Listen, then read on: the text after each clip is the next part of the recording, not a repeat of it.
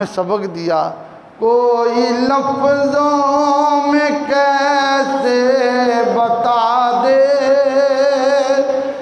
ان کے درجے کی حد ہے تو کیا ہے، ہم نے اپنے بڑوں سے سنا ہے، صرف اللہ ہی ان سے مل کے سارے پڑھیں، ہم نے اپنے بڑوں سے سنا ہے، صرف اللہ ہی ان سے۔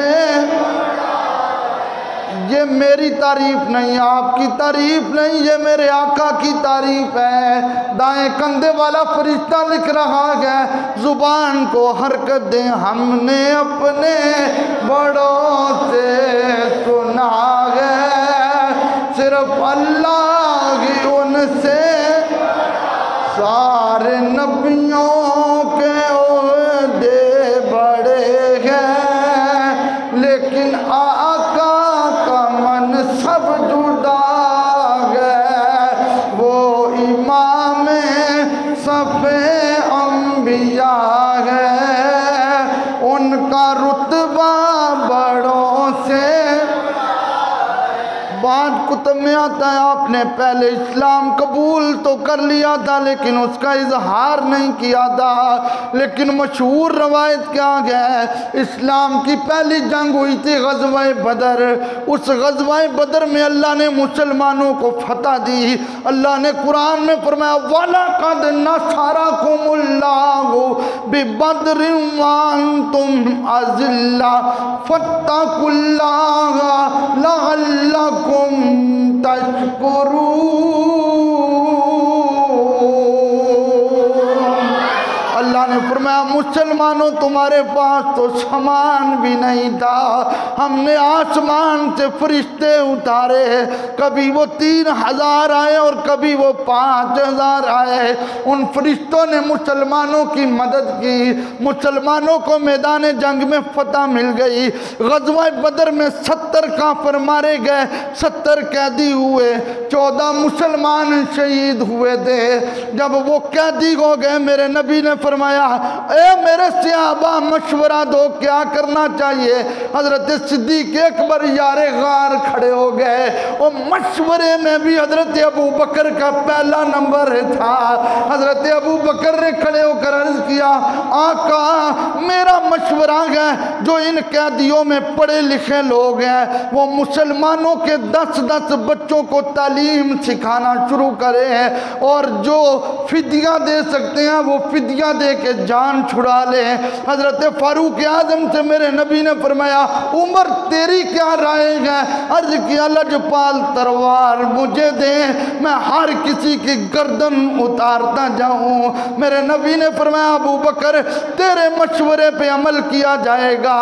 جب لائن لگ گئی فدیہ دینے والے آ رہے ہیں، اس فدیہ دینے والی لائن میں حضرت ابو العاص بھی کھڑے تھے جن کے پاس ایک ہار تھا۔ جب وہ ہار لے کر آئے میرے نبی کے سامنے آئے تو حضور کی آنکھوں میں آنسو آ گئے۔ میرے لجپال نے فرمایا صحابہ اگر تم راضی ہوتے ہو تو یہ ہار اس کو واپس کر کے اس کو ویسے ہی چھوڑ دیا جائے۔ عرض کیا لجپال آپ ہمارے آقا ہیں جو مرضی کر دیں۔ میرے نبی نے فرمایا یہ میری بیٹی زینب کا خامند ہے، اور پتہ ہے یہ وہ ہار ہے جو حضرت سیدہ خدیجہ نے اپنے گلے سے اتار کے میری بیٹی کو گفٹ کیا تھا۔ میرے نبی نے اس ہار کو دیکھا تو میرے نبی کو حضرت سیدہ خدیجہ کی وفائیں یاد آ گئی۔ حضور نے ہار بھی واپس کر دیا، ان کو بھی چھوڑ دیا۔ بعد میں انہوں نے کلمہ پڑھا اور مسلمان بھی ہو گئے تھے۔ اس لائن میں حضور کے سگے چچا کھڑے تھے حضرت عباس۔ میرے نبی نے فرمایا اے میرے چچا مجھے مال دو، فدیہ دو، تمہیں چھوڑ دیں۔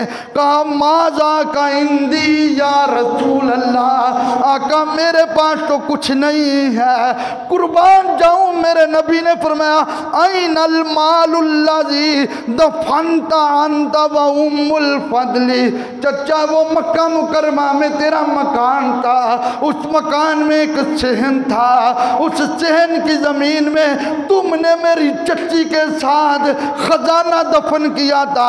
فَقُلْتَ لَهَا، اور تو نے میری چچی کو کہا تھا ان اصبت فَهَذَا الْمَالُ لِبَنِي فَضْلِ وَعَبْدِ اللَّهِ، اگر میں واپس نہ آیا تو مال دونوں بچوں کو دے دینا، اور اگر میں واپس آ گیا تو پھر اس کی تقسیم کریں گے۔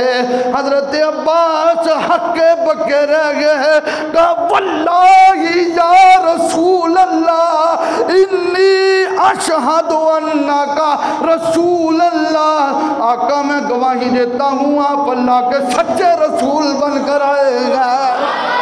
جب یہ جملے کہے ارے مال تو حضرت عباس اور ان کی بیوی نے دفن کیا، اس وقت گھر میں بھی کوئی نہیں تھا، حضور مدینے میں تھے، وہ گھر مکے میں تھا، یہ مستدرک میں موجود ہے اور بڑی کتب حدیث میں بھی موجود ہے، وہ مکے میں گھر، حضور مدینے میں، تو ابھی تک درود و سلام کے رونے روتا رہتا ہے، وہ اپنی بیوی سے گھر کی چار دیواری میں باتیں کر رہے ہیں، اور میرے نبی ان باتوں کو مدینے میں سن رہے ہیں۔ دور و نزدیک سے سننے والے وہ کان، مل کے پڑھیے دور و نزدیک سے سننے والے وہ کان، لال کرامت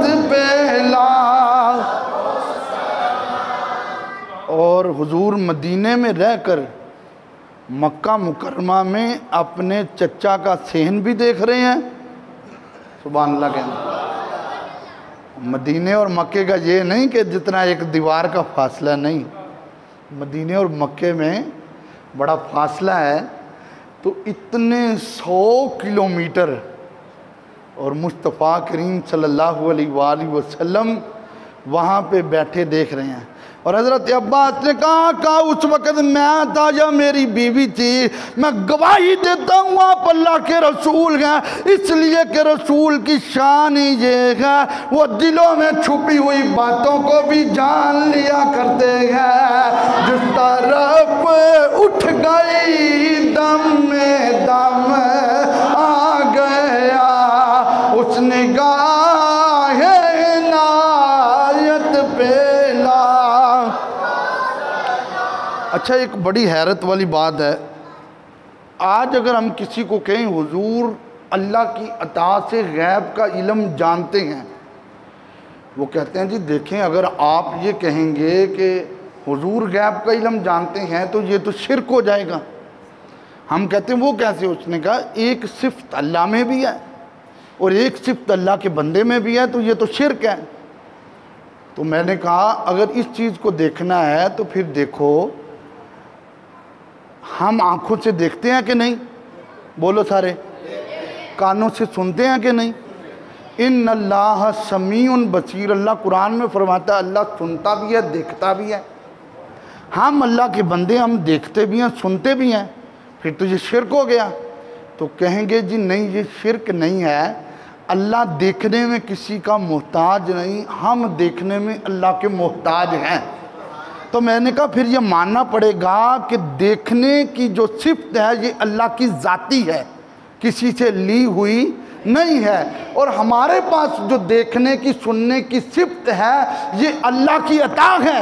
کہنے لگا یہ تو ہے۔ میں نے کہا ہم بھی کہتے ہیں مصطفیٰ کے پاس جو غیب کا علم ہے وہ کملی والے کے پاس ذاتی علم نہیں، وہ رب کی عطا ہے، وہ اللہ نے دیا ہے۔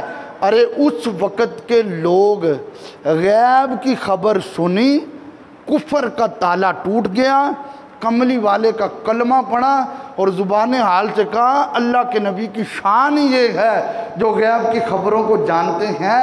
پتہ کیا چلا؟ جب غیب کی خبر کو مانا جائے نا تو پھر غیب کی خبر جو ہے ماننے والا پکا سچا مسلمان ہوتا ہے۔ کہاں سے پتہ چلا؟ حضور کے چچا کی زندگی سے پتہ چلا ہے۔